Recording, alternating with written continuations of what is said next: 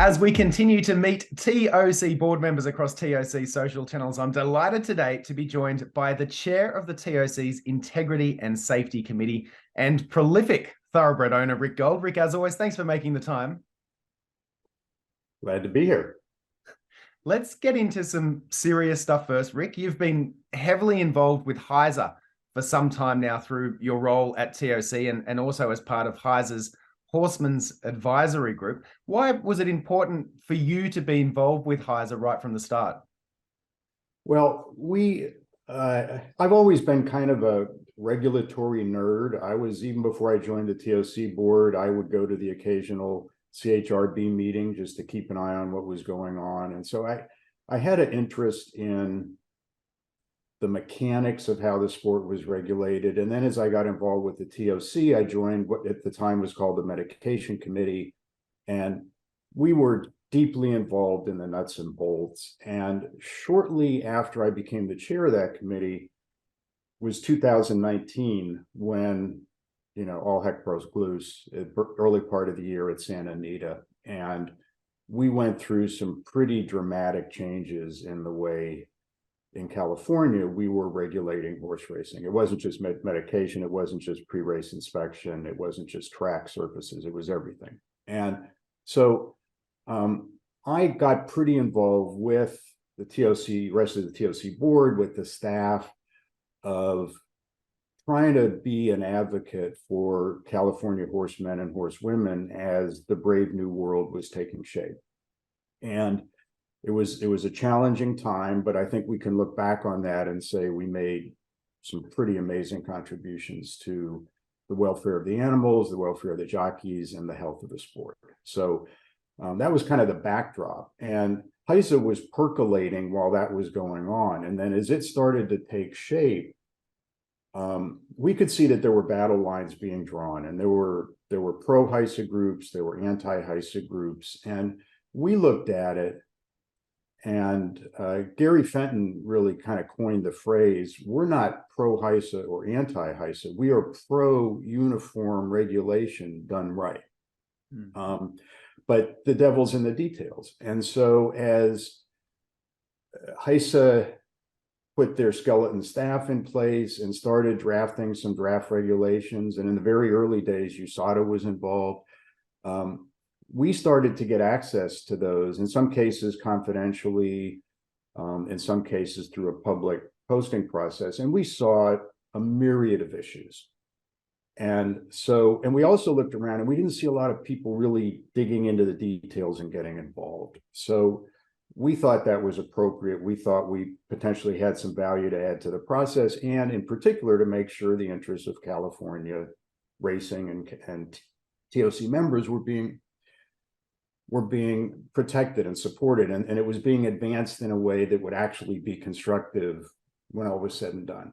So we got involved, we submitted a ton of comments, and many of those are on the TOC website, by the way, if anyone is also a regulatory nerd and wants to read them. But I think it was 18 rounds of public comments, and then we got also later in that process more involved with some of the other horsemen's organizations on the East Coast, Kentucky Thoroughbred Association, New York Thoroughbred Owners, the THA, and done a lot more work in collaboration with them to highlight things that we thought were issues that we thought were fixable. And in the early days, we weren't getting much of a response from HISA.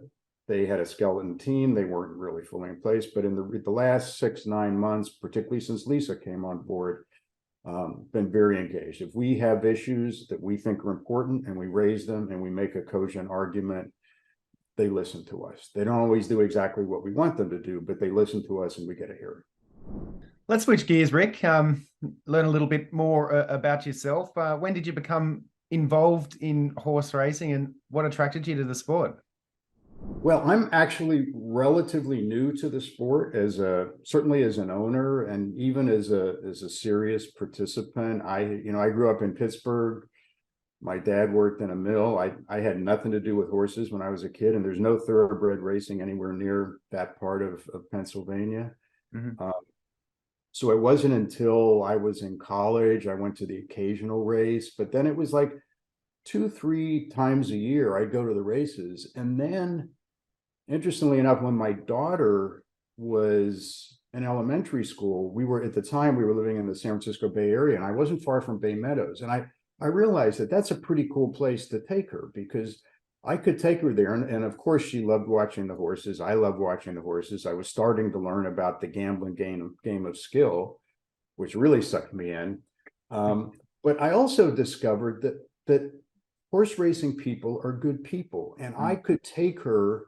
There was a bar at Bay Meadows, and I could take her into the bar, not at the bar, but we could sit at one of the little belly bar tables, and I could leave, and there would be people, and we got to know the people, and I could leave her there and walk out to look at a horse and come back and know that she was in good hands. You know, and there aren't that many places you can do that with a little kid in this day and age. And so I started to process that, but I didn't know anyone in the sport. And it wasn't until about 15 years ago, through another connection, I happened to meet someone who was in the sport, who was putting together a partnership. I said, what the heck? And the third or fourth horse that we bought, who's the cheapest horse I've ever bought in my entire ownership career, went on to become a millionaire, a grade 2 winner, and is now a stallion. So and of course, naturally, I thought, oh, this is pretty easy. So, you know, I've been well on the slippery slope since then, but it's become, you know, just, I love the sport. I love the animals, and I love the gambling game of skill. And I love all the crazy people that I've met along the way. And that millionaire that you mentioned, one of the first horses that you ever owned, I assume you're talking about Bourbon Courage. Yeah. Who obviously went on to win a Super Derby, is one of his big races at Louisiana Downs. What do you remember about that horse and that day and that win? Well, that win, it was not unexpected. Okay, he had earlier that year the 2 highest buyer speed figures of any 3-year-old in the country. Was just his first 2 races came out of nowhere to us, and then he had a couple minor injuries, but by then we were pretty sure he was primed. And then the races I actually remember even more are the few after that, where he placed behind Shackelford in the Clark handicap. He was second to Gradar in the Dawn handicap. He took us to so many races. He only won one more race after the Super Derby, but he took us to the Breeders' Cup Sprint, where he was, you know, 2 strides past the wire, he was in front. It was just it was the mix of frustration but excitement, and knowing, and he was a compact horse. He's not a horse that you just looked at and said, my gosh, he's magnificent. He's a beautiful, well-balanced horse, but he didn't blow you away in any way. And but I was just getting into the sport, and we were doing it with partners and all the people we met and we had fun with. And you know, the day before the Louisiana handicap, or the New Orleans handicap that next year, was his rematch with Gradar. And a bunch of us partners were walking down Bourbon Street the night before, and there's a guy coming the other way with a t-shirt that says Bourbon Courage, and it's a picture of our horse. We didn't make those t-shirts. Some guy, he went and did it. And we talked, and so he joined the party. And you know, I mean, I met Terry Bradshaw in the paddock. He was one of the great Gradar's owners, and I was a kid growing up in Pittsburgh as a Steeler fan. And I mean, that was great. Oh, what a great story. Another one of your horses, Hit the Road, has been a great horse for you, and must have been particularly special as you were involved with him from the start at the Keeneland sales. What was it like to win your first grade 1 with Hit the Road at Santa Anita? It was amazing. I mean, he won 4 stakes races, you know, and that was the 4th one. Again, it wasn't necessarily a surprise, but he wasn't the favorite, but we knew he had a chance. What I remember most about that was it was the first race post-COVID that owners were allowed to attend at Santa Anita. But we had to be in alternating boxes. We couldn't interact with the trainer. We couldn't get food. We couldn't weren't supposed to go to the winner's circle. There was all these things, all these rules, and we had to be masked at all times. And so we're watching the race, and he wins. And I had not even seen that Dan Blacker before the race, because we were, he was in the trainer bubble and we were in the owner bubble. And all of a sudden, out of nowhere, Dan appears and says, come on down. But damn, I can't go, and come on down. So we go, and it was the weirdest feeling, because we're, on the one hand, it would have been a mosh pit, but on the other hand, we were supposed to be social distancing. And so we were trying to keep that balance there. At the same time, we're just going crazy. And it was a compatriot of mine, Boomer Bloodstock, that got you involved in that horse, of course. And can I only imagine that he has also had something to do with you owning a few horses down under in Australia as well, because you're a dual hemisphere owner. How did you get into ownership in Australia, and what do you think of Australian racing? So, wow, there's layers to that question.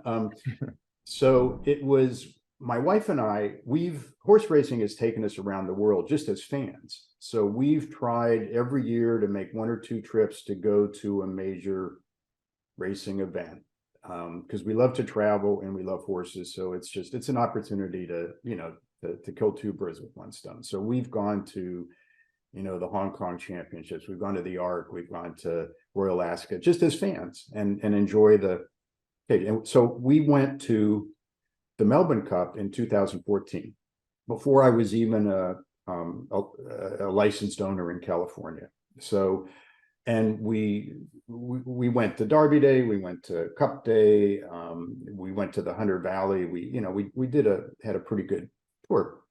And so, and I'd never been to Australia, and we just had the most fun, because, as you know, Australians love Americans. It's like the last place on earth that we Americans have not worn out our welcome.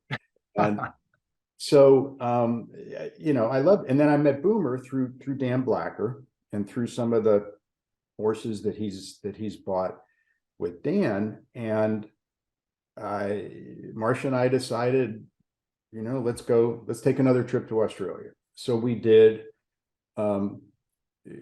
We ended up at the Easter sale, through a bizarre series of events. We ended up with a small piece of Quantico, who's now a stakes winner and a pretty good sprinter down under. And so, we got on the slippery slope in Australia as well. So we've been, except for COVID, we've been going down under 2 to 4 times a year, and we have a number of horses there, and we love the experience. It's different. I wouldn't say it's better than American racing. I wouldn't say it's worse than American, but it's different. But it just gives me a different perspective, and I enjoy travel, and we've met some crazy people in Australia too. Boomer's the normal one. Well, I'm not sure what that says about the rest of the Australians that you're hanging out with, Rick, but let's get into some quick fire questions. What's the one race you'd love to win anywhere around the world? Anywhere around the world, the Melbourne Cup. Why's that? Just because I've been there a few times now. It's a crazy experience, and it's the race that stops a nation. I wouldn't look down my nose at the Arc or the Kentucky Derby either. So that would be quite the trifecta if you could pull that. All right, the best horse you've ever watched race in person with your own eyes. The best horse I've ever watched race in person with my own eyes. Well, it's probably Flightline. It's probably Flightline. And even if Stephanie wasn't watching, I would have to say that. I mean, what he did at Del Mar in particular in the Pacific Classic was just jaw-dropping. My favorite horse, not that he wasn't a favorite, but favorites take time to develop, and the 2 Street Cry mares are my 2 favorites, Zenyatta and Winx. Zenyatta is the one that got me into racing, and Winx is the one that really sucked me into Australian racing. So Flightline, Zenyatta, and Winx. Again, another amazing trifecta. All right, then. What about the most exciting race you've ever watched, whether it be of one of your horses or someone else's? Most exciting race was the Zenyatta's Breeders' Cup Classic at Santa Anita, 2009 Breeders' Cup Classic. That was just, even though she may have even been the favorite when she went up, but she definitely was right up there. But it was is this really possible? Could she possibly do this? And then, Trevor Denman's call, I could probably recite by heart, and when she's at the 3/8 pole and the quarter pole, there's no chance. And, if she can do this, she can, that was the most exciting, I think. Did you want to have a go at calling the last couple of furlongs like Trevor did? No. Regal Ransom setting a sensible pace. Well, some great answers there. And as we wrap things up, Rick, I wanted to ask you, what's your best advice for someone who's interested in getting into thoroughbred ownership for the first time? Do it with partners. That's my absolute best advice. And you can get 10% of the expense or 5% or 20% and have 100% of the fun. And again, as I said earlier, and meet some crazy people along the way, but crazy in a good way. And that you wouldn't have the chance to get together with were it not for horse racing. And that's one of the things that I really treasure about the sport. And I've never owned 100% of a horse, and I really have no desire to. And it's not just for economic reasons. I love doing it as, I was a venture capitalist for quite a few years, and I learned it's great to have partners when you're making investments. It's, you've got people then it's not so much about cheering, it's about talking things over with and sharing a common challenge and a common journey. So that's absolutely my advice number one. Certainly more enjoyable when you're sharing it with friends and family, even from a handicap perspective too, when you're sharing a pick 5 or a pick 6 ticket, right? Rick, I just want to thank you for your incredible insights and your advice, and I want to wish you all the best with your stable in both hemispheres and everything TOC and HISA related. And thank you again for your time. All right. Thank you, Andrew.